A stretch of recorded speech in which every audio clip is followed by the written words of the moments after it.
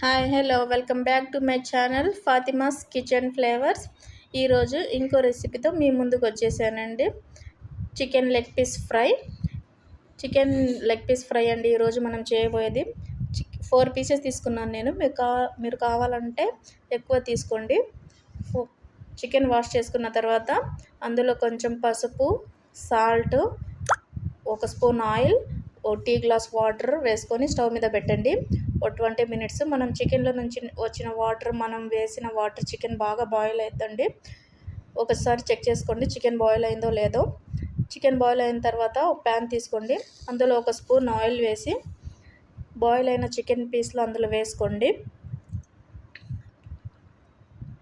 Brown colour వచ్చేటట్టు fry చేసుకోండి.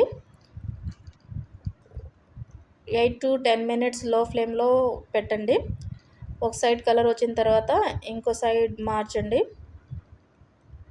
తిప్పి వేసుకోండి. Chicken leg pieces colour change అయిన తర్వాత అటు కూడా 8 to 10 మినిట్స్ లో ఫ్లేమ్లో పెట్టండి. తర్వాత జింజర్ గార్లిక్ పేస్ట్ వేసుకోండి.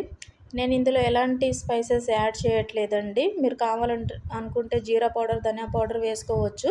నేను పిల్లల కోసం చేస్తున్నాను, అందుకే ఎలాంటి స్పైసెస్, మసాలాస్ యాడ్ చేయట్లేదు.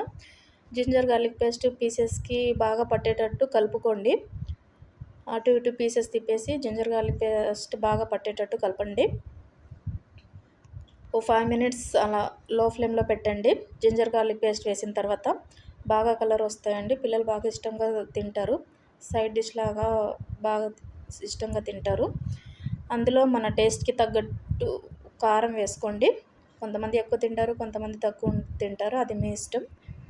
కారం వేసుకున్న తర్వాత 2 మినిట్స్ పీసెస్ని కొంచెం అటు ఇటు తిప్పండి. పీసెస్కి కారం కూడా బాగా పట్టేటట్టు. స్టవ్ ఆఫ్ చేయండి. చూడండి, పిల్లలకి ఎంతో ఇష్టమైన chicken leg piece ready. Thanks for watching అండి.